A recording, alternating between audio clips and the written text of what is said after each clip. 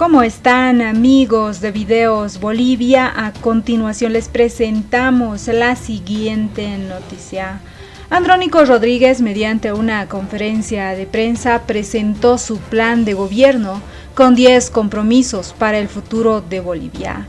Andrónico Rodríguez solo admitió 6 preguntas de los medios de comunicación tras esta conferencia de prensa. Uno de los cuestionamientos más controversiales que recibió Andrónico Rodríguez es quién financia su candidatura. Y la otra, si estaba dispuesto a debatir sus 10 compromisos con los otros candidatos. Escuchemos las palabras de Andrónico Rodríguez y luego continuamos. Queremos presentar a través de ustedes a todo el país los 10 compromisos que se traducen efectivamente en 10 derechos fundamentales para el presente y para el futuro que consideramos fundamental desde nuestro espacio. Primero, derecho a la estabilidad. Lo que queremos básicamente es recobrar el anhelado estado o país estable. Esta anhelada estabilidad económica que en algún momento tuvimos, la plena seguridad, confianza y garantía de vivir en tranquilidad y sin duda, se ha perdido de repente como de la noche a la mañana. Nosotros siempre habíamos expresado varias oportunidades de que la estabilidad económica no va a ser posible, sostenible, si no hay estabilidad social y estabilidad política.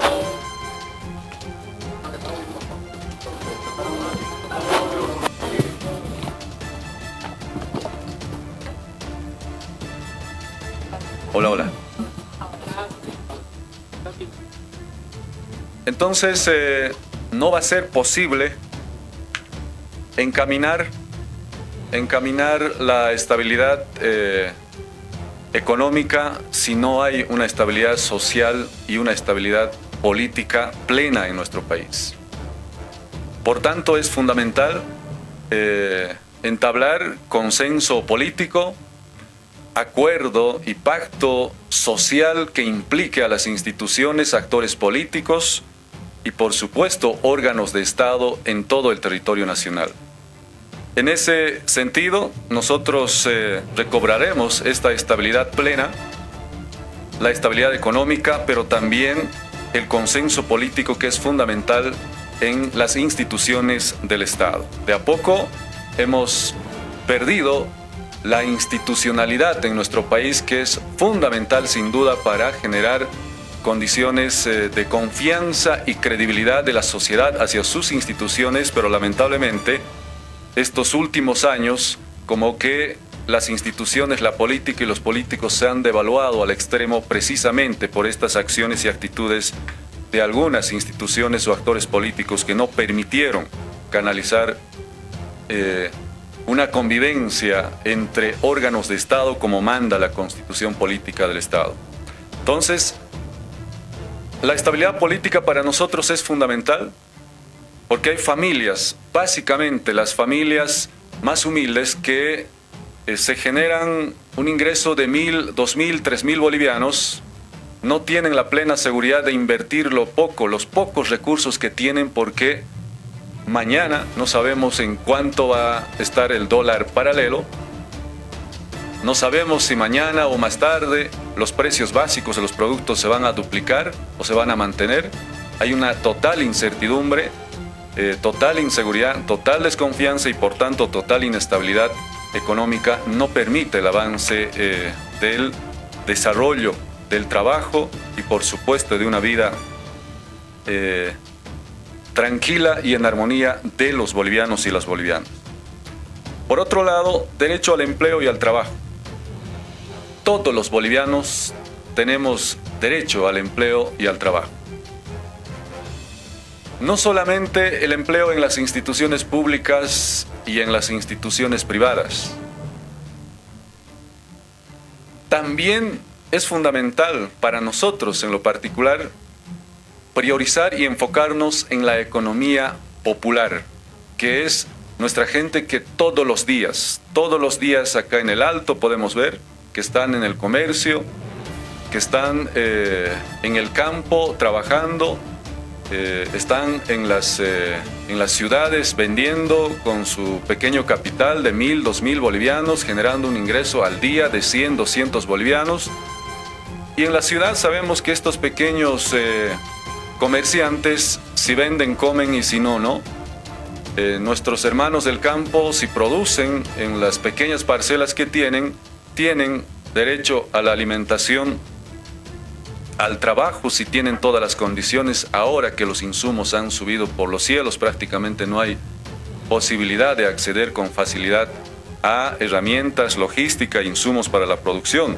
Entonces, el derecho al empleo y al trabajo es tan fundamental para nosotros, y por tanto queremos definitivamente priorizar estos temas que definitivamente han generado bastante preocupación, y por supuesto recabando las iniciativas, propuestas y las preocupaciones de nuestros sectores sociales de diferentes áreas rurales de todo el territorio nacional, hemos visto necesario implementar políticas públicas que vayan en beneficio de estos sectores más vulnerables de nuestro país. El derecho al empleo y al trabajo, la población, el país menciona que queremos paz social, queremos trabajo, queremos progreso y desarrollo. No queremos más convulsión, no queremos más movilizaciones. Efectivamente, hay derechos adquiridos y la protesta básicamente es un derecho, pero cuando ya se trata de temas personales y políticos empieza a perjudicar y generar un gran perjuicio no solamente al empleado público privado o al que trabaja todos los días en el campo o en la ciudad, sino esto definitivamente ha generado una gran preocupación en el retroceso del crecimiento o en la paralización de nuestra economía en cuanto al crecimiento. Por eso es fundamental tomar en cuenta en este caso, no podemos convertirnos en un país de convulsión cuando somos un pueblo de esperanza. Por eso es fundamental para nosotros este punto tan importante que es el derecho al empleo y al trabajo absolutamente de todos los bolivianos y bolivianas. 3. Derecho a una alimentación sana y abundante y a una producción agrícola local y popular. Este es un tema que nos ha llamado la atención recorriendo por diferentes puntos de nuestro país. Hay comunidades, hay municipios y hay productores sin duda que no tienen la mínima posibilidad de acceder a semillas con calidad y a insumos por el alto nivel de los precios, y por supuesto mercados, pequeños mercados privados básicamente, en algunos casos asociados, quedaron desabastecidos en estos últimos meses, últimos años. Y es algo que nos preocupa, como si a la alimentación y a la producción tuvieran derecho solamente los que tienen capacidad económica, los que tienen posibilidades de acceder a créditos, los que tienen posibilidad de tener recursos. Pareciera que solamente ellos tienen derecho a tener una buena alimentación sana y también, por supuesto, acceder a insumos, logística para producir. Entonces, esto ha quedado muy al margen, por supuesto, aquellos sectores tan humildes, populares, que no han tenido la posibilidad este año. Básicamente en algunos municipios nos hemos acercado, todavía hay pequeñas comunidades que no están mecanizadas, el arado todavía es con bueyes y necesitan abono orgánico, necesitan cierta logística, necesitan transporte. Cuando ya no hay posibilidad de acceder económicamente a estos a estos elementos, a estas necesidades importantes, básicamente no producen y no tienen posibilidad de una buena y sana alimentación, y es algo que debe de sobremanera preocuparnos a nivel central para posibilitar la mejora en el tema de la alimentación, sin duda, también de la producción local y popular en las pequeñas comunidades y municipios de nuestro país. Hay miles y millones de familias que viven todavía de su trabajo. Nuevamente reitero, hay pequeñas familias que producen y comen. Si producen poquito más, llevan al mercado y tienen ciertos ingresos. Y si no, no tienen nada.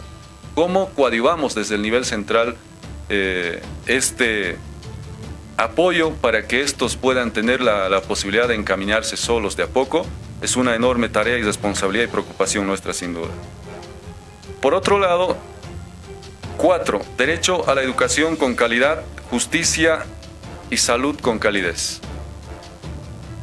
Este sistema de educación, justicia y salud es otro de los temas de muchísima preocupación y es recurrente, y cada proceso electoral recibimos y recogemos discursos demagógicos de que educación, salud y justicia. Y la justicia, no hay duda de que es uno de los sistemas que de manera más evidente se ha ido erosionando y perdiendo la institucionalidad en estos últimos años, no solamente ahora, ya de hace muchísimo tiempo. Por tanto, es fundamental para nosotros empezar a encaminar en 4 ejes fundamentales, básicamente una reestructuración integral y estructural de la justicia en el tema de lo penal, lo civil, justicia social, que son los derechos adquiridos, justicia económica, los derechos patrimoniales, sin duda, y finalmente el tema de la separación de poderes tiene que ser un hecho, porque en la práctica pareciera nomás que la justicia se acomoda al poder, y esto es uno de los grandes problemas que actualmente la Asamblea Legislativa y la Cámara de Senadores en esta última gestión de los 5 años ha recibido precisamente estas decisiones políticas a través de los jueces, a través de las instancias como el órgano judicial y el Tribunal Constitucional, tomando decisiones por encima de uno de los órganos tan importantes como es la Asamblea Legislativa.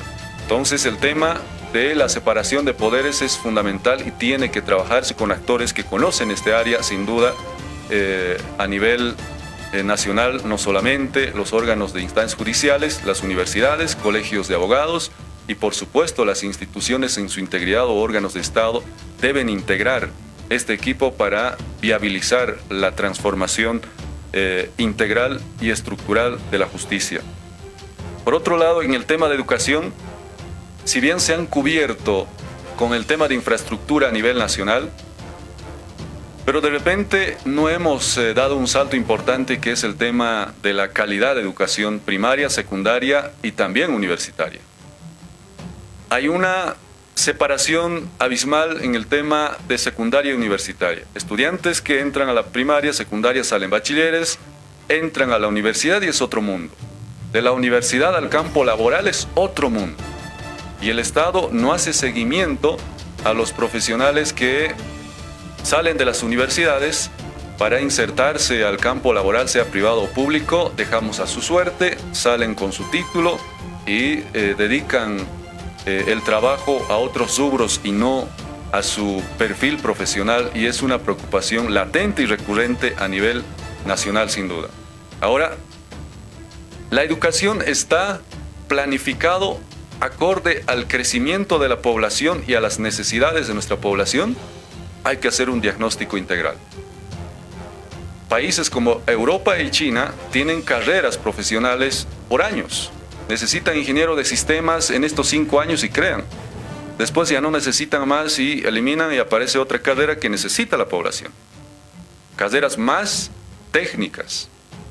En nuestro país tenemos miles y miles de ingenieros civiles, tenemos miles de abogados, administradores de empresas, y el pueblo requiere profesionales de acuerdo al crecimiento, nuevamente reitero, y a las necesidades. Esto es un tema que debe llamarnos la atención desde las universidades y por supuesto también primaria, secundaria, y es algo que nosotros habíamos también en algún momento observado. Si bien hay unidades educativas, módulos educativos, infraestructuras, tecnológicos, pero también las universidades públicas tienen inmensas infraestructuras, en algunas obviamente falta la logística e infraestructura, pero creo que es momento de empezar a enfatizar y enfocarnos en la calidad de educación. En los rankings de educación o de la Academia Latinoamérica estamos entre últimos o penúltimos, principalmente las universidades. La San Simón y la San Andrés siempre han estado referentes en los años 90, ahora prácticamente estamos en los últimos. Y esto debe llamarnos la atención precisamente la educación. La educación va a ser la piedra angular de la salida de este letargo de desarrollo de repente que nos ha sumido en estos últimos 5 o 6 años, y es fundamental que tomemos atención y nosotros priorizaremos este tema de la educación con prioridad y por supuesto con mayor atención. En el tema de la salud es otro de los grandes problemas. Pareciera que no tenemos derecho a la salud los que no tienen mayores recursos. En nuestro país se dice que si tienes plata e influencia política, tienes justicia. Si tienes plata e influencia política, tienes salud. Si tienes muchos recursos, bueno, no necesariamente vas a incluso requerir servicios de hospitales privados, sino puedes irte a Brasil, Argentina, a Chile o a Europa. Pero la gente que tiene pocos recursos tiene que padecer filas y filas. Faltando un día, 2 días, tiene que sacar fichas y no hay posibilidad siquiera de una atención con calidez, como se dice. Entonces, todos los bolivianos tenemos el derecho a una educación con calidad, a una justicia justa, sin duda, sin influencia, sin interferencia, sin interrupciones por nadie de ninguna índole, y a una educación, por supuesto, con calidad. Por eso, en el tema de salud, vemos con prioridad. Primero, se ha logrado implementar el Sistema Único de Salud, no con mucho éxito. De repente faltó recursos, faltó mayor atención por parte de los profesionales en temas de salud, o el tema de las competencias concurrentes y compartidas no permitió avanzar este hecho, porque el primer nivel corresponde a la alcaldía, bueno, vaya a pedir profesionales en salud, logística y por supuesto equipamiento al alcalde. Segundo nivel, tercer nivel a la gobernación sedes, tercer, cuarto nivel al Ministerio de Salud, al gobierno central. Cada cual se echa la culpa, ¿no? a los diferentes niveles. Está la Ley Marco de Autonomía, sí. Están las competencias establecidas. Si habría que revisarlo, hay que revisarlo. Y es importante que los actores y expertos en esta área, profesionales en salud, también tengan la capacidad de plantear para mejorar el tema de salud desde primer nivel hasta cuarto nivel. Si es necesario un solo rector, hay que hacerlo. Si hay que revisarlo, las competencias compartidas o concurrentes, hay que hacerlo. Esto es un tema de prioridad para nosotros, sin duda, porque es un derecho, definitivamente, es un derecho humano, el acceso a la salud y a una salud con calidez. Por tanto, como cuarto o cuatro, el derecho a la salud, educación y justicia será de gran importancia y prioridad para nosotros. Por otro lado, derecho al transporte justo. Pareciera que no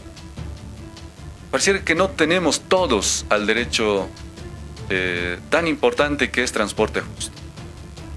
Transporte fluvial, aéreo y terrestre. En este caso, todos nos estamos enfocando al transporte terrestre por el tema de gasolina, diésel.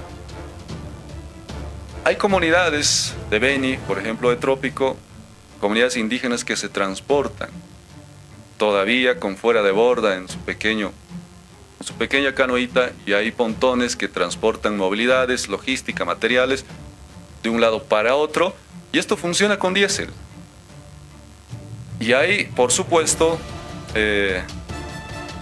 comunidades que todavía tienen un transporte colectivo, no necesariamente transporte individual, como en la ciudad puedes llamarte a través de una aplicación, en un minuto está en tu puerta y puedes transportarte al lugar que tú quieras.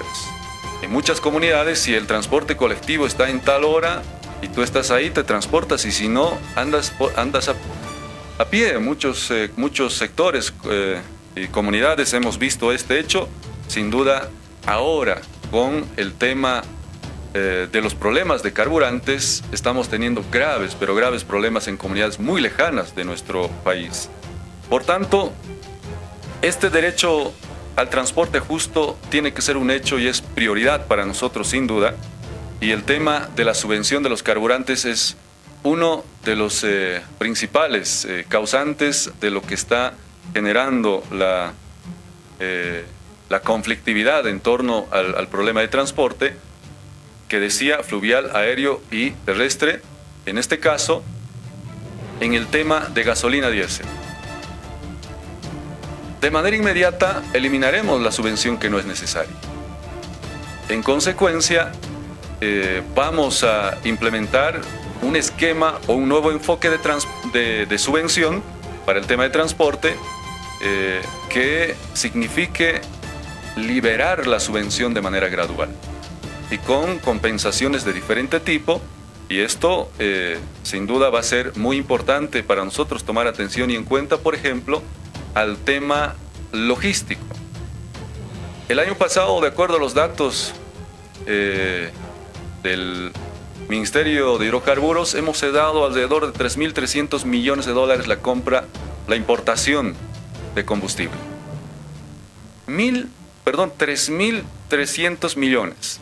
De esto, con facilidad, más de 1.000 millones se ha ido en corrupción, intermediarios y contrabando. Esto es un tema latente y recurrente. Se libera la importación y te pone ahí un intermediario también muy burocrático, que es Poltrain. Si tienes dólares y requieres mucho combustible, puedes importarte solo, pero que pase por acá. Y es otra traba que no permite la facilidad de importación a los que realmente necesitan. Esto hay que eliminar. Hay sectores agroindustriales que tienen dólares, que tienen capacidad para importar diésel. Hay que dejar el camino expedito. El Estado tiene que facilitar, tiene que coadyuvar y apoyar para, obviamente, reducir la presión al mismo Estado. Y en tema logística, como decía, más de 5.000 cisternas nos traen millones de litros de gasolina y diésel, quemando millones de diésel. Gasolina diésel llega al puerto y gasolina diésel no se transporta en Wi-Fi, no llega acá para distribuirse en Wi-Fi. Tenemos que llevar los cisternas. ¿Para qué? Para transportar, almacenar y distribuir miles y miles de kilómetros. Más de 5.300 cisternas. Imagínense, multipliquen cada tanque por 300, 400 litros día. Millones y millones de litros de diésel quemamos para transportar, distribuir, almacenar este combustible. De acuerdo a los datos que hemos accedido, solamente en esta parte de la logística se nos va casi 500 a 700 millones de dólares año. Con esto fácilmente podemos reacomodar y construir ductos. ¿Por qué no tener un hub de almacenamiento en la frontera y transportar en ductos a Sencata, a Gualberto Villarroel, Palmasola? Los costos es menor, 5 veces menor que el transporte en tema de terrestre, en tema de cisterna. Efectivamente va a ser una enorme carga social y económica. Los 5.000 familias, dueños, serán empresas de cisternas, que hay que reunirse, hay que acordar cómo coadyuvar desde el nivel central. Pero esto es una responsabilidad enorme desde el Estado, y por tanto nosotros hemos visto necesario empezar a hacer un diagnóstico muy minucioso y implementar con una visión a corto, mediano y largo plazo este tema del transporte por ducto. Muchos países transportan por ducto hasta antes que muera Eduardo Baroa. Nosotros hasta ahora seguimos por tierra, por cisternas, porque también tenemos que satisfacer a muchos grupos que monopolizan este transporte. Entonces, no es que hay que dejarlo a la intemperie a tantas familias, hay que hablar con ellos. Por supuesto, tiene que ser importante la participación de este sector si queremos eliminar la parte logística que supera 500 a 700 millones de dólares, que tiene que ser un costo menor para que el tema de la gasolina y diésel sea liberado sin mayor costo social. Lo que menos quisiéramos que empiece a afectar al que tiene menos. Por otro lado, es importante el tema de transporte, derecho al transporte justo, por ejemplo, aéreo. Yo en varias oportunidades había compartido con muchos colegas senadores, por ejemplo, nuestra tendencia ideológica y política no solamente puede ser característico a ser complementario o la complementariedad, también la competitividad.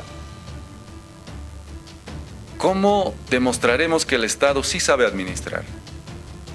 Por ejemplo, en tema de BOA, hay que fortalecer esta línea aérea que es del Estado. Pero insertaremos otra línea aérea privada y que exista una sana competencia. Y empezaremos a demostrar la administración eficiente, transparente y, por supuesto, un servicio de calidad que la gente lo vea y lo tome como propio a la empresa estatal. Y este tema de transporte público, tanto privado, pero un derecho al transporte justo, es un hecho que tiene que promoverse desde el nivel central en el tema fluvial, aéreo y principalmente terrestre, ¿no? Entonces esto es prioritario para nosotros, sin duda, y lo expresamos con vehemencia de que el derecho al transporte justo tiene que caerle y llegarle a cada uno de los bolivianos, al que más tiene y al que menos tiene. Por otro lado, 6, derecho a la tranquilidad financiera. Esto que no nos deja dormir tranquilo a todos los bolivianos y las familias. Amaneces con el dólar 15 bolivianos, siguiente día 20 bolivianos. Fin de semana baja a 13 bolivianos. Uno genera ingresos y ya no quiere invertir porque no sabes si el poder adquisitivo de tu moneda es cada vez menos, es cada vez más. La inflación empieza a generar una incertidumbre y, por supuesto, desesperación a las familias en los mercados. Y hay mucha gente que con todo esto empezó a acumular el dólar y a especular y no disponer para la gente que realmente necesita, y es otro de los grandes problemas que tenemos en este tema de derecho a la tranquilidad financiera. Esto para nosotros es fundamental, sin duda, que se empiece a trabajar desde ahora. No va a ser nada fácil, sin duda, pero es fundamental conocer y saber de que el dólar no es nuestra moneda nacional. El dólar llega a nuestra economía por 4 factores fundamentales que lo habíamos expresado en varias oportunidades: por las remesas, que los compatriotas trabajan en el exterior y mandan en dólares, ¿no? Por las exportaciones que realiza el Estado y agroindustria, retornan los dólares. Por supuesto, por crédito efectivo externo. Y cuarto, la inversión extranjera en nuestro país, que permiten el ingreso de las divisas a nuestro país. Y el Estado no puede cerrarles las puertas. El Estado no puede espantar. Por eso nosotros habíamos mencionado con tanta firmeza de que debemos aplicar o trabajar en 3 cuestiones fundamentales: un gran acuerdo con los exportadores, con los grandes exportadores, y por supuesto también construir un fondo en dólares o un sistema voluntario y transparente para facilitar el regreso de las divisas a nuestro país. Esto obviamente con los recursos que el Estado realiza, con las exportaciones que el Estado realiza, con los flujos de la deuda externa, sin duda, pero también es fundamental mencionar con los recursos de las reservas internacionales que administra el Banco Central. Entonces, una vez que este fondo se establezca, va a ser importante que se empiece a trabajar en fijar el tipo de cambio y poner el anclaje para que en su momento tomemos la decisión y esto no sea movible. En este momento es demagógico y es irresponsable decir, queridos compatriotas, el dólar va a costar 7 bolivianos o 10 bolivianos. La realidad de nuestra economía es tan dinámica y cambiante. Necesitamos implementar este plan para que empiece a funcionar, por supuesto, en la política cambiaria o en el tipo de cambio fijo en la medida de que este fondo se establezca. Por otro lado, sin duda va a ser muy, pero muy importante empezar a trabajar en la estabilización de la economía para empezar a promover mayor producción, controlar los precios y combatir la especulación que no deja tranquilo también a las familias en este momento que pareciera el gobierno perdió una de las atribuciones más importantes que es controlar y regular. Entonces, este derecho tan importante que es derecho a la tranquilidad financiera, vamos a priorizar desde el primer día como compromiso de este proyecto político.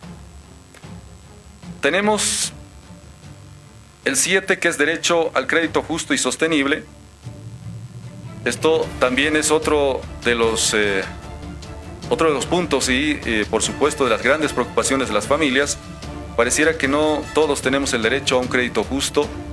Hay que conversar, reunirse y acordar con la banca privada, con la banca del Estado. El banco o la banca no puede perder, sin duda, pero tiene que beneficiar a los sectores productores y a aquellos comerciantes, pequeños emprendedores que generan movimiento económico diario. Entonces es fundamental la reactivación económica en este sentido y que la gente empiece a tomar mayor confianza desde el nivel central con las políticas que se vaya a aplicar con sus entidades financieras. Entonces la reactivación de la economía popular sin duda va a ser fundamental en los próximos en las próximas gestiones, próximos años que se nos vienen. Derecho 8, derecho a no vivir siempre endeudados. Hablamos mucho de deuda, como en tiempos de pandemia, todos los bolivianos nos hemos convertido en médicos, todos teníamos nuestra fórmula para combatir contra la pandemia. Ahora en la crisis económica todos calculamos nuestros ingresos de 1.000, 2.000 bolivianos, 3.000, 4.000, 5.000 bolivianos. Todos nos hemos convertido en economistas. Pero tenemos un grupo de políticos que ahí nos llevan y nos trasladan a un debate muy técnico. La inflación, el poder adquisitivo, estamos ya llegando a un momento de default, ¿no? El tema económico se ha convertido en una discusión muy técnica. Realmente nos ha obviamente preocupado este tema que todos los bolivianos ahora nos preguntamos cuando uno de los políticos y otro salen, estamos endeudados hasta el cuello. Tenemos una deuda de tanto. Efectivamente, la deuda ascendió a niveles altísimos, ¿no? Y el debate técnico ha generado una especie de una confusión planificada ante la población. Pero bueno, esto también genera incertidumbre y zozobra. Solo la deuda externa está por encima de 13.000 millones de dólares. La deuda interna supera más de 60.000 millones de bolivianos. No tenemos datos exactos. Mandamos notas, peticiones de informes, no hay resultados y no hay respuesta de parte de las instancias que corresponden. En tema de oro, teníamos 42 toneladas. Desde Serva, inmediatamente se ha dispuesto 22 toneladas y el ministro hace pocos meses ha mencionado de que 18 toneladas vamos a disponer a cambio de 1.000 a 1.200 millones de dólares. ¿Estará? ¿No estará? No hay información, pedimos información. Si es así, tendríamos 4 o 5 toneladas, no más. Entonces, imagínense, el tema de la deuda empieza a subir interna y externa. Nuestras reservas internacionales bajaron de 15.000, de 14.000 millones a 1.000, de 14.000 millones de dólares a 1.800 millones de dólares. Nuestra deuda está por los cielos, interna y externa. Claro que la gente va a empezar a desconfiar. Muchos prefieren migrar a otros países donde ven con mayor estabilidad económica. Siempre seamos de donde seamos y más aún los bolivianos, vamos a quedarnos y vivir en un país donde hay paz social y estabilidad económica, donde no tengamos deudas que estén flotando por los cielos. Entonces, esto tiene que ser un derecho y hay que trabajarlo desde un inicio, el tema del derecho a no vivir siempre endeudados. Esto, sin duda, va a generar todavía una discusión bastante largo, y es así que habíamos mencionado a la compañera Mariana, que tiene bastante conocimiento en el mundo financiero. Trabajar, muchos dicen, ¿cómo resolveremos el problema económico si necesitamos más de 5.000 millones de dólares efectivo y solamente nuestro ingreso por el tema de renta petrolera evidentemente está menos de 2.000 millones de dólares? Se dice que algo de 9 a 10.000 millones de dólares en dólares no está bancarizado, y miles de millones de dólares que están en el exterior que no ingresan por la falta de seguridad, garantía y por esta inestabilidad, por esta incertidumbre. Entonces necesitamos generar condiciones sin duda para viabilizar y estabilizar todo este sistema, y después tener establecida una política soberana de financiamiento externo.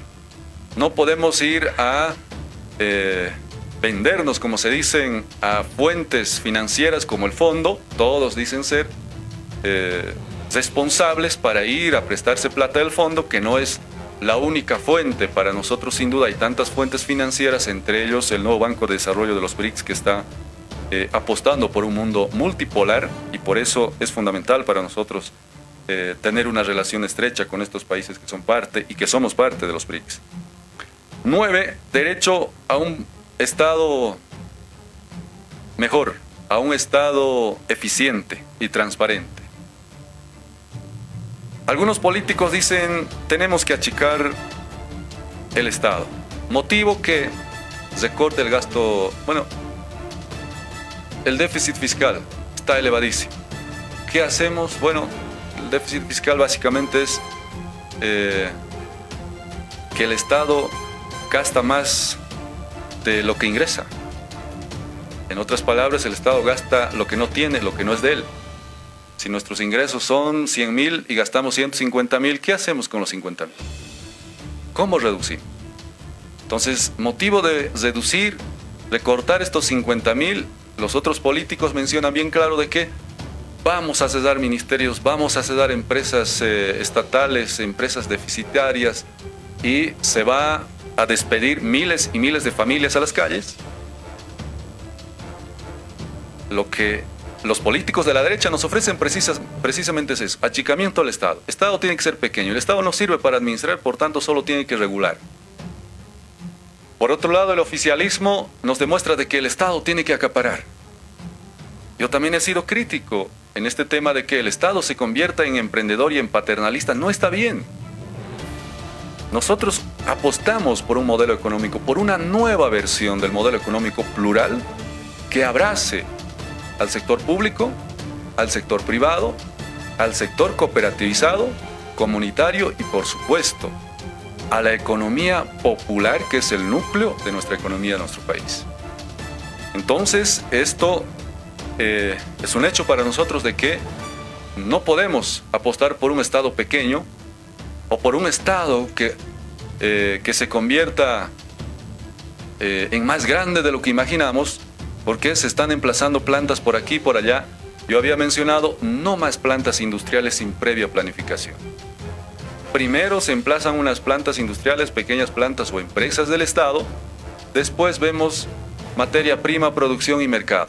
Y hasta mientras parado 1 año, 2 años, 3 años, y por supuesto tiene rechazo, cuestionamiento y observación de muchas plantas que se han generado en los últimos años en nuestro país.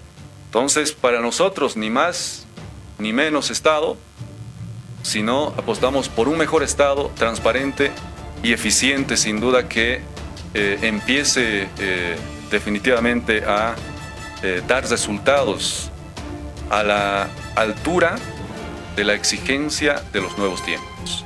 Entonces, por eso, para nosotros es necesario que se empiece a trabajar en una radiografía o diagnóstico integral.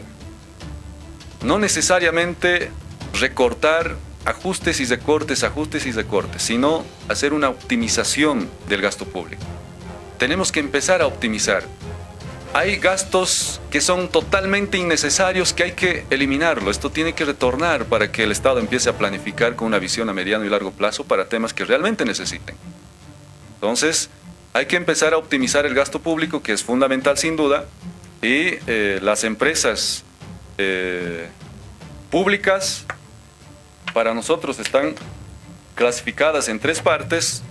La primera, que es las empresas estratégicas como BOA, Entel, Comibol, por supuesto Ende. Otras empresas que se han emplazado de gran envergadura como la siderúrgica, la planta Uria, cloruro de potasio, las inmensas plantas industriales que a este paso están en un 50-60% de su capacidad de funcionamiento, las plantas hidroeléctricas, termoeléctricas, solares, en fin, hay que empezar a extender aquello. Y por tanto, las empresas estratégicas de Estado tienen que efectivamente controlar y manejar el nivel central. Y estas empresas no pueden estar dependiendo del Tesoro General de la Nación. No pueden estar los ingresos que generamos todos los bolivianos al Tesoro General alimentando a estas empresas que no tengan resultados, que no generen ingresos y que no generen utilidades. Estos tienen que empezar a funcionar. El tema de YPFB, yo digo, optimizaremos el gasto. El tema de YPFB, si hay que revisar la escala salarial estratégica que supera los 30.000, 35.000, 40.000, hay que revisar. Hay escalas salariales estratégicos que están por encima de 30.000 bolivianos. Yo preguntaba a algunos expertos de YPFB, ¿cuántas subsidiarias tiene YPFB? 11 subsidiarias. El gerente de transporte YPFB gana 35.000 e interviene 3-4 veces al mes. Y, oye, ¿por qué tanto? ¿Y cuántos transportes de YPFB? 3, 4. De 11 subsidiarias, ¿cuáles son los más importantes y necesarios? 5. ¿Y el resto para qué nos sirve entonces? Hay que reducir. O hay que optimizar definitivamente lo que no es necesario. El gasto innecesario tiene que de manera paulatina retornar al nivel central para que esto sea planificado y por supuesto utilizado de manera muy óptima estos recursos y que no estén ahí flotando de manera innecesaria. Hay refinerías que no están trabajando de manera responsable y al 100% de acuerdo a su capacidad, y esto tiene que también ser revisado de manera muy responsable para que esto empiece a funcionar.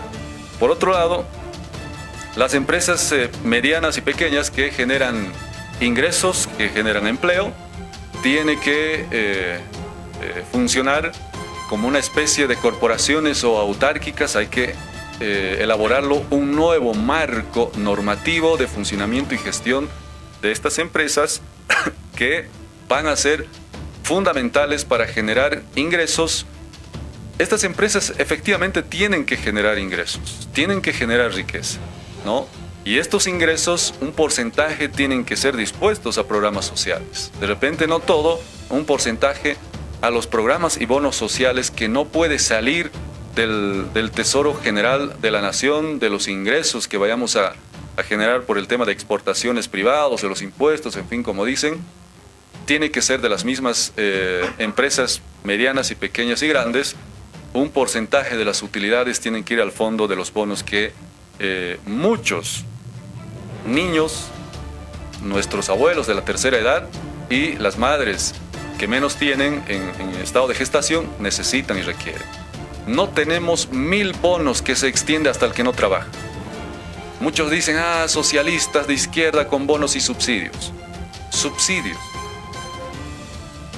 Bono Juana Azurduy, Renta Dignidad y Juancito Pinto. En tema de Juancito Pinto, un 80% hacen un buen uso, un 20% hacen un mal gasto de repente. Y esto ha demostrado con la baja de la deserción escolar.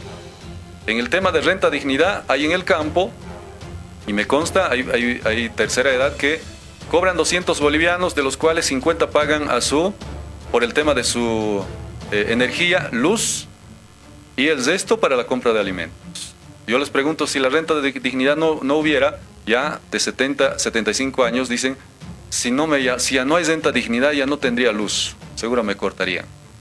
Entonces, esto realmente ha resultado y funciona para principalmente las familias que menos tienen. Y obviamente no podemos extender bonos de manera innecesaria. Y los bonos y los subsidios no necesariamente vienen de gobiernos de izquierda como tal. Por ejemplo, la subvención de los carburantes en la gestión de Hugo Banzer Suárez y Tuto Quiroga se ha implementado como parte del modelo neoliberal hasta el año 2005. Hasta ahora no podemos concretar soluciones que beneficien a todo el país y estamos con estos graves problemas negativos por el tema de la subvención a los carburantes. Entonces, es fundamental esto de que las empresas empiecen a generar ingresos y utilidades y un porcentaje tiene que retornar a estos fondos de bonos. Por otro lado, hay empresas, hay plantas que no funcionan, que no van a poder de repente funcionar con la participación o la intervención del Estado, pero es una inversión que se ha generado desde el nivel central y esa inversión no se puede perder. Esa planta tiene que funcionar. Hay problemas de ubicación, hay problemas de mercado, hay problemas de materia prima en muchas plantas, efectivamente sí, y hay que reconocerlo, no es ningún secreto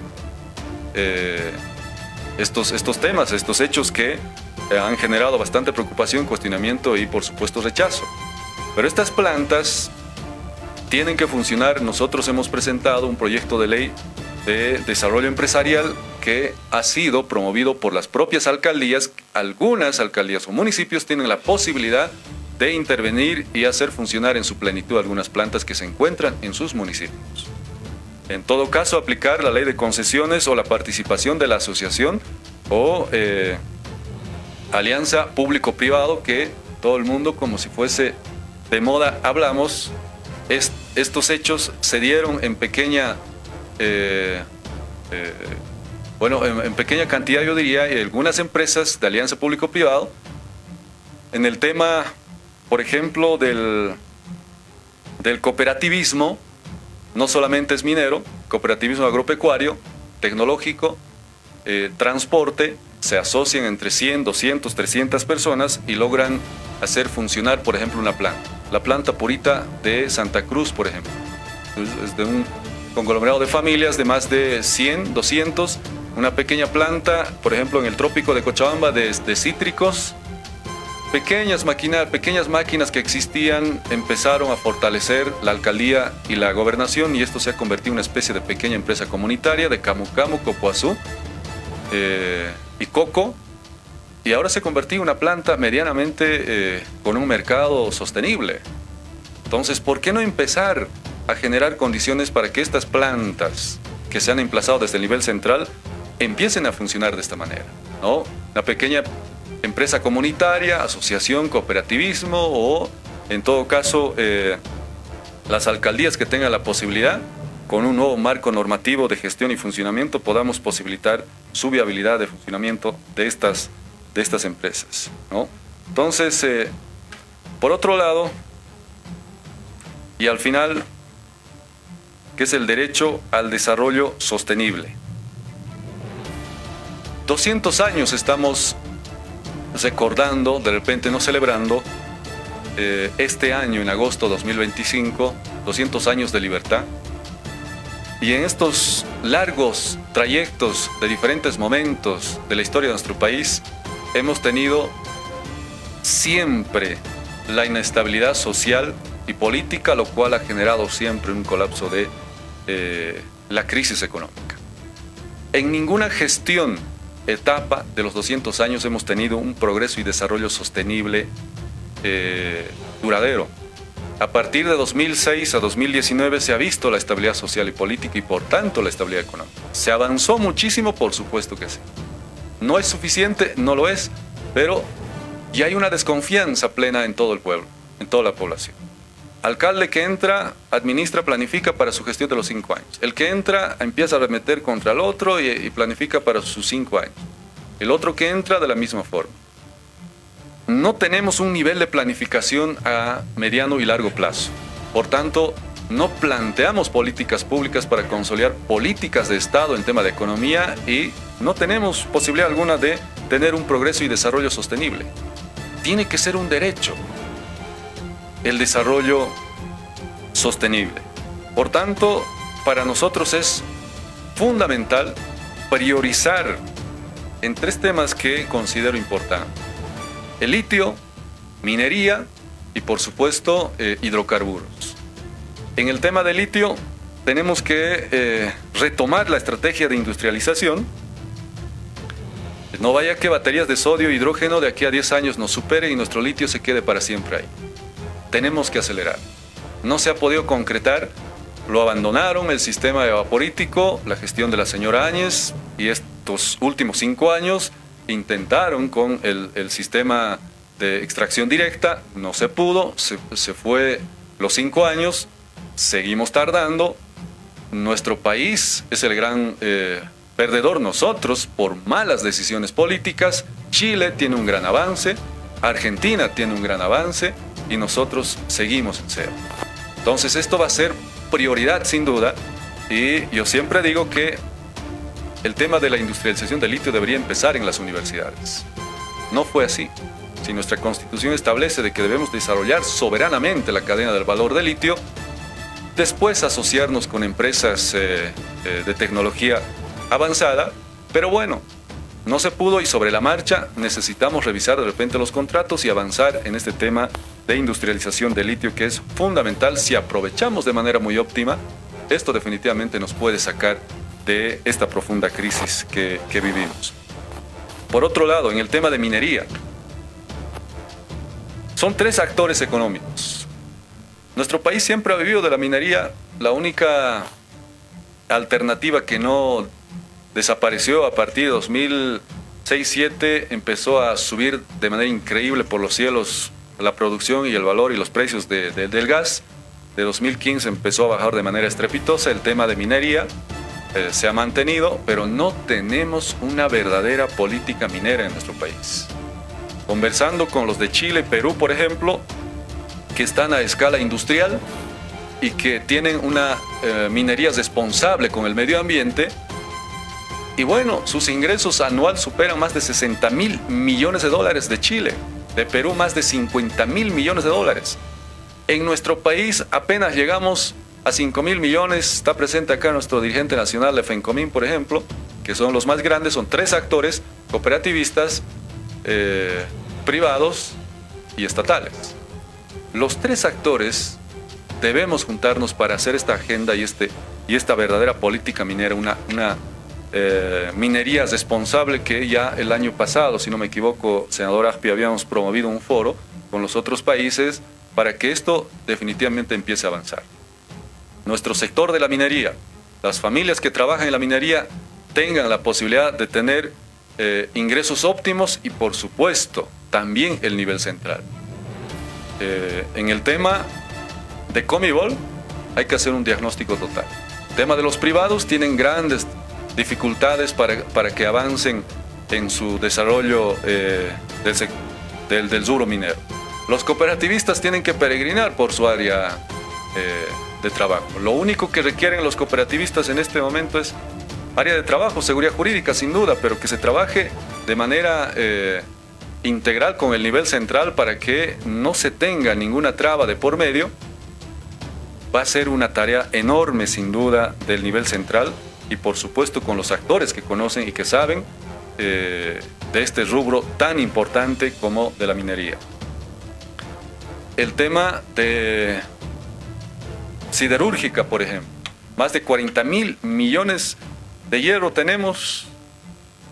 De la forma que lo está planteando el órgano ejecutivo no va a ser posible, según expertos que están en el tema de la siderúrgica.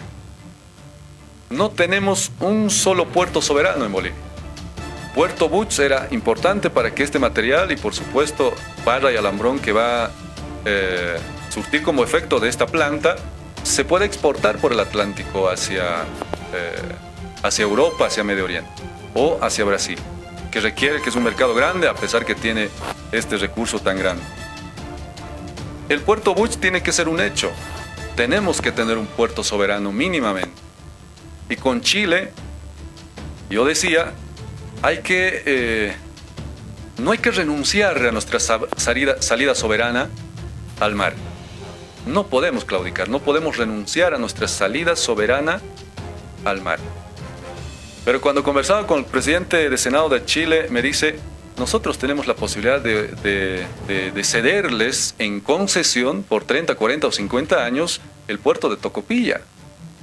Pero, oiga, restablezcamos relaciones plenas con Chile, hace 100 años que no tenemos. No tenemos una agenda comercial común con nuestros países vecinos, ni siquiera con Paraguay. Paraguay, que está por encima de más de 39 o 40 millones de cabezas de ganado, un país pequeño, y nosotros ni siquiera superamos 10 millones de cabezas de ganado. En el tema de la producción, por ejemplo, de carne, ¿no? Por eso yo decía, si queremos hablar de extensión y calidad de producción, tenemos que empezar también, por supuesto, a hablar de la implementación de la biotecnología. Pero estos puertos, tanto Buch hacia el Atlántico y hacia el Pacífico, tiene que ser un hecho incluso para el tema de la exportación de nuestros minerales. Y es otro de los grandes problemas que tienen los mineros, por ejemplo. Sacan su mineral, llega su cadena de producción hasta la comercializadora vende al extranjero y de ahí se torna en dólares hasta la banca privada, Banco Central o hasta el nivel central, y a los mineros llega en boliviano. Entonces, esto también, si hay que revisarlo, algunas normativas que están obstruyendo, hay que revisarlo. Hay muchas observaciones respecto a la ley minera que no solamente perjudica al cooperativizado, sino también al privado y al estatal. Entonces, este tema de la minería es un hecho para nosotros prioridad, y trabajar con los actores que conocen de este rubro una verdadera política minera que beneficie a todas las familias bolivianas, particularmente a los trabajadores de este rubro. Por otro lado, en el tema de hidrocarburos, hay que impulsar una transición energética urgente, y el cambio de la matriz energética en nuestro país es un hecho. Desde el primer día tiene que trabajarse. Consumimos por lo menos 1.500 a 1.700 megawatts, producimos cerca de 3.000. El 65% de la energía que nos alumbramos es termoeléctrica, y la termoeléctrica funciona con gas. De acuerdo a los expertos, nuestro gas nos abastece hasta 2027 o 2028. En estos 5 años de gestión en la Asamblea hemos aprobado apenas 2 contratos petroleros, de los cuales uno tiene la probabilidad de existencia y el otro no. Y ahora, si no tenemos gas, vamos a terminar comprando gas de Argentina, la vaca muerta, que está haciendo una sensación ahorita, que hay que posibilitar de repente ser socio también de esto, que también es nuestra tarea prioritaria. Pero oiga, si no vamos a priorizar el tema del cambio de la matriz energética y la transición energética, vamos a tener graves problemas de aquí a 2, 3 años en nuestro país. Entonces, el tema de la ley de inversiones, ley de hidrocarburos, si es necesario revisarlo, hay que hacerlo. De qué manera vamos a generar condiciones para una mayor producción de gas mínimamente para abastecer a nuestro mercado. Es una tarea inmensamente responsable. Es responsabilidad nuestra, sin duda. Y por supuesto también el tema de la transición energética, como decimos, de las energías fósiles a energías alternativas. Hay posibilidad de que se pueda invertir con inversión extranjera, sin duda. En el tema de hidroeléctrica hay posibilidad. Nos acercamos con gente de Itaipú, por ejemplo, que de manera incalculable genera esta represa y vende a Brasil de Paraguay. ¿Necesitamos emplazar represas para generar hidroeléctrica? Efectivamente sí. ¿Hay posibilidad de que podamos llenar de parques solares desde La Paz, Oruro, Potosí? Es posible. Costará muchísima plata. Hay fuentes, hay empresas que quieren invertir y financiar a nuestro país. Hay que hacerlo, hay que trabajar sin descuidar el tema de la perforación nuevas, y por supuesto algunas que ya están congeladas o agotadas. Hay que ver la posibilidad de qué manera podamos aumentar la producción de este carburante tan importante, porque nuestro país básicamente funciona a gas. Las industrias, gas domiciliario, gas vehicular, muchos departamentos y municipios de nuestro país, y por supuesto la dependencia es tan fuerte y tan grande al gas y no podemos desechar o claudicar en este rubro. El trabajo tiene que ser prioritario sin duda desde el primer día. Después tenemos efectivamente trabajo en la agroindustria. Ya habíamos mencionado la implementación de la biotecnología, el tema de la seguridad jurídica y la libertad que requieren los agroindustriales. Necesitamos un gran acuerdo, sentarnos para ver de qué manera viabilizamos que los agroindustriales tengan la posibilidad de producir más y exportar afuera, y las divisas ingresen y tengan toda la seguridad y la disponibilidad en nuestro país. Esto es un tema prioritario para nosotros, y por otro lado, sin duda, una visión integral de la implementación de la economía naranja, o la industria sin chimenea, como dicen, el turismo que no ha sido explotado de la mejor manera en nuestro país. Nuestros expositores en Tiwanaku, ¿qué dicen? Esta es la ruina milenaria más importante que Machu Picchu. Pero oiga, los peruanos nos han tomado la delantera de vender mejor Machu Picchu, y todo el mundo conoce Machu Picchu, y nuestro Tiwanaku está ahí. Tenemos interesantes espacios que podemos explotar, ¿no? Tenemos un paquete de turismo que ofrecer a la gente que viene de afuera. Todos vienen directo a Uyuni, de Uyuni no saben dónde trasladarse. ¿Por qué no tener una vía directa, por ejemplo, a Perú? De Perú, de Machu Picchu a Bolivia, y otros sectores como Santa Cruz, la región del Trópico, la Chiquitanía, los valles cruceños, el altiplano boliviano. Entonces, esto tiene que ser promovido como iniciativa del nivel central, y fortaleciendo también, por supuesto, a las iniciativas privadas en tema de turismo. Entonces, son 10 derechos fundamentales, no son del todo, hay mucho por hacer, mucho por trabajar sin duda. Hay que focalizar y regionalizar también las propuestas en cada departamento, pero vemos que todos los bolivianos, sin excepción, los que más tienen, desde los empresarios, del que menos tiene, tenemos el derecho a estos 10 compromisos que consideramos importante del presente para el futuro de Bolivia, ¿no? Entonces yo quiero agradecer por su presencia, por escucharme, por cuestión de tiempo. De repente tendremos una oportunidad en menor tiempo para explicar con mayor detalle otros puntos que están contemplados en estos 10 compromisos o 10 derechos, ¿no? Muchísimas gracias. Gracias colega, gracias Andrónico por la presentación. Yo entiendo que los tiempos de nuestros colegas están rapidito, ya tienen que ir a hacer sus notas de mediodía. Tengo el orden de la solicitud de preguntas que se han hecho. Vamos contigo, Helga Cadena. Gracias, Susana. Senador, buenos días, buenas tardes. Una consulta de recuerdo a lo que es su campaña y por un tema de contraparte. Queremos saber quién está financiando su campaña, justamente porque don Rodrigo Paz, que es también candidato, habla que usted hace viajes en avión privado.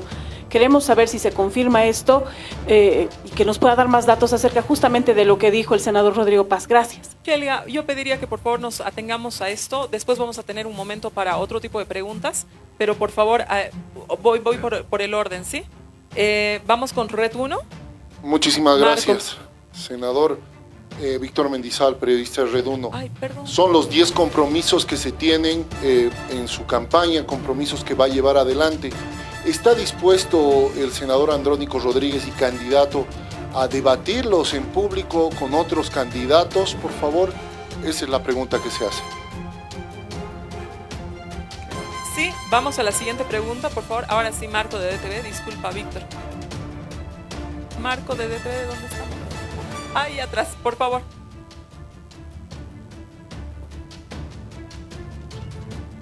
Perdón.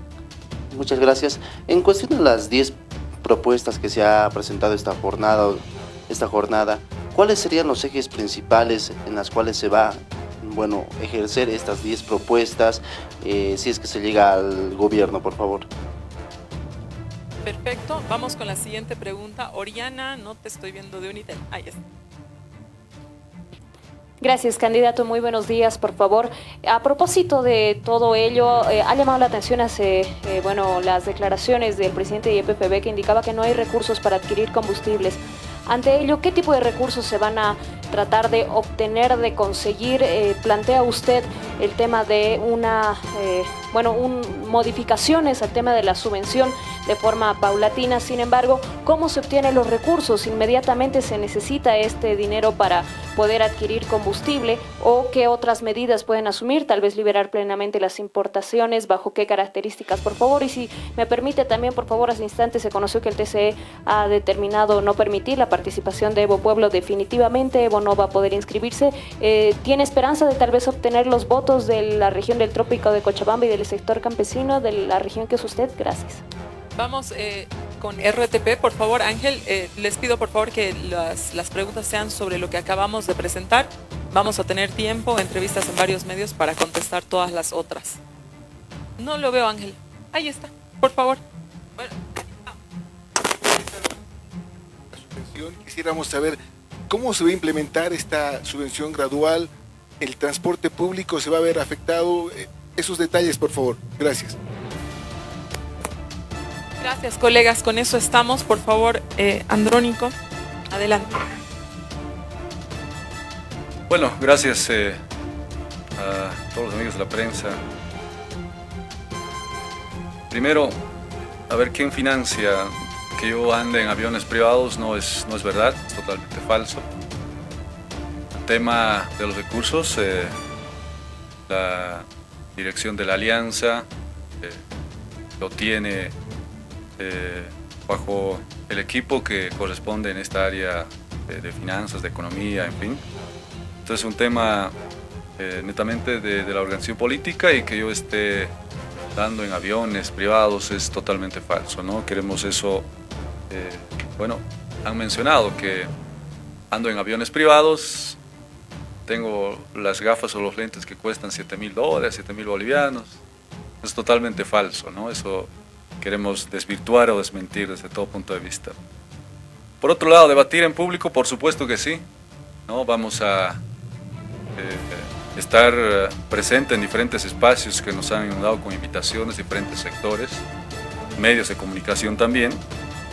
Vamos a estar ahí presentes en la medida de las posibilidades y de acuerdo a la agenda. Siempre es maratónico los días y las semanas que tenemos, pero vamos a estar ahí donde corresponda y donde nos llamen y donde las invitaciones están previstas en la agenda, ¿no? Por otro lado, economía, ¿qué sectores va a priorizar? Me dicen, todos son importantes sin duda, pero la prioridad va a ser efectivamente en el tema de energéticos, carburantes y por supuesto economía popular y la producción de alimentos, que necesitamos aumentar la producción, controlar los precios y por supuesto también el tema de la inflación, que en este momento está generando bastante preocupación. No hay control, no hay certidumbre, y esto es uno de los temas prioritarios también, el tema básicamente los productos básicos de las familias, ¿no? Por otro lado, nos preguntan el tema de los dólares, ¿de dónde se va a obtener los dólares? Nosotros creemos importante rápidamente una reunión urgente y un pacto productivo económico con el sector minero aurífero para impulsar las exportaciones de oro y que las divisas retornen a nuestro país. Que no va a ser suficiente sin duda, requerimos mucho más dinero, pero necesitamos de manera inmediata eliminar la subvención de sectores que ya no se necesita seguir pagando, ¿no? Focalizar o cambiar el enfoque o mejorar la focalización al sector de transporte, como ha mencionado, que son los más afectados, público, tanto provincial, urbano, interprovincial y interdepartamental, que va a meritar necesariamente un acuerdo y un gran diálogo para coordinar las diferentes iniciativas, principalmente las compensaciones que nosotros proponemos a mediano plazo, que va a ir la liberación de manera gradual. por otro lado, hay sectores que tienen dólares y que necesitan y requieren y demandan muchísimo combustible. Tienen posibilidad de importación, hay que liberar la importación, facilitar desde el nivel central, en vez de ponerle trabas, en vez de ponerle obstáculos en camino, hay que posibilitar que estos sectores tengan la plena libertad de hacer llegar el combustible para que funcione su agroindustria, el sector minero que requiere muchísimo, por ejemplo. Entonces, esto también tiene que ser una tarea enorme desde el nivel central y facilitar estos hechos que están generando en este momento bastante preocupación. Entonces, por otro lado, el tema de la subvención gradual, ¿cómo va a funcionar? Pregunta. Nuevamente reiteramos, se va a liberar de manera inmediata a sectores que ya no es necesario. Mucha gente menciona, aunque cueste, pero que no falte. No hay gasolina y diésel más caro del que no existe. En este momento, un 70-80% está cubriendo el Estado con los pocos recursos que tiene. Por eso tenemos colas. Casi un 20-15% no está llegando combustible y se está estirando como chicle a ver que alcance en las 24 horas cuánto tiempo y a cuántas movilidades. Entonces se está racionando de manera increíble, por tanto las colas son impresionantes, a veces un día, 2 días, 5 horas, 10 horas. Entonces esto sin duda genera bastante preocupación y por tanto liberar a los sectores que ya no es necesario y tener un gran diálogo con los sectores más afectados para discutirlo, el tema de las compensaciones, para que de manera gradual, sin que afecte mucho, porque lo que queremos es sí levantar la subvención, pero sin mayor costo social. Levantarlo de manera inmediata, de la manera que quede sin efecto, como una medida shock, no es la solución. Y esto va a generar muchísimos problemas sociales aún todavía, y por tanto el costo social de la pobreza va a ser muy fuerte en nuestro país, porque obviamente se intentó en algún momento en nuestro país, hace mucho tiempo en la anterior gestión no se pudo concretar, precisamente porque la población veía que el gasto del transporte supere al precio internacional o que llegue al precio internacional, los costos de los pasajes van a subir, los productos de primera necesidad van a subir y esto va a ser un desequilibrio total. Y bueno, se ha generado un grave conflicto. Ahora la población en cierta manera está un poco consciente, por lo que veo. Lo importante es que no falte combustible. De a poco se irá estabilizando, pero no de la noche a la mañana, como algunos creen que es tan fácil y de manera muy irresponsable, ofreciendo combustible como si fuese dueño de un supermercado, a 5 bolivianos, a 10 bolivianos. Entonces esto se irá trabajando de manera muy responsable con todos los sectores afectados, pero por otro lado nuestro objetivo también es promover la transición energética. Si logramos entre 1.500 a 2.000 megawatts de manera inmediata, podemos tranquilamente cubriendo la logística e infraestructura en nuestro país a más de 400 a 500.000 movilidades. Básicamente a las movilidades pequeñas, de gasolina a movilidades eléctricas. Pero el Estado tiene que garantizar la infraestructura. En nuestro país siempre todo nuevo y todo cambio genera resistencia. Entonces, de repente, a través de una norma decir, a ver, tienen 5 años para cambiar sus movilidades de gasolina a movilidades eléctricas, no va a ser tan fácil. Necesitamos adecuarnos a este nuevo cambio. Entonces, va a ser nuestra prioridad promover la transición energética y, por supuesto, y estos otros puntos que consideramos importante y no descuidar para afectar a las familias que sean más afectados o que menos tienen, ¿no? Muchísimas gracias. Bueno, nosotros somos del campo nacional popular, es nuestro sector, hay dirigentes muy cerrados en su posición de cuestionarnos, observarnos y adjetivarnos de todo. Candidato al imperio, candidato de Marcelo Claure, candidato de de la derecha, candidato de la embajada, candidato de la silla, de la DEA. Bueno, yo al final digo, ahí están hablando de nosotros. Hablan de nuestros candidatos a diputados senadores, hablan de nuestro candidato a la vicepresidencia, hablan de Andrónico todos los días, nuestros propios compañeros. Debe ser por algo, es la dirigencia y no tanto las bases, ¿no? Y al final del día, ¿para quién o por quién van a apostar nuestros hermanos de base? ¿Por Tuto, por Doria Medina o por Manfred? Entonces la conciencia está intacta y apelamos nuevamente a la conciencia de todos los compañeros, compañeras, a todos nuestros hermanos y hermanas. Esta es la vía y la alternativa y la gran oportunidad que tenemos es ahora de aperturar un nuevo ciclo de este proyecto que definitivamente siente esta presencia del desarrollo y progreso sostenible en nuestro país. Muchas gracias. Esas eran las palabras de Andrónico Rodríguez en esta conferencia de prensa donde solo admitió 6 preguntas a los medios de comunicación. De estas preguntas, las que más sobresaltaron fueron las siguientes. ¿Quién financia su candidatura? Porque se ve a Andrónico Rodríguez en aviones privados, manifestaban.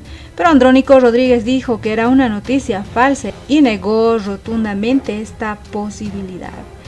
También le cuestionaron a Andrónico Rodríguez si estaba dispuesto a debatir sus 10 compromisos con otros candidatos, a lo que Andrónico respondió que si se dan las condiciones está dispuesto a debatir. Entre los puntos más destacados de los que Andrónico Rodríguez habló en esta conferencia de prensa están la estabilidad y gobernabilidad, que promueve la construcción de consensos, pactos sociales y unidad nacional con respeto a los derechos y al Estado de Derecho.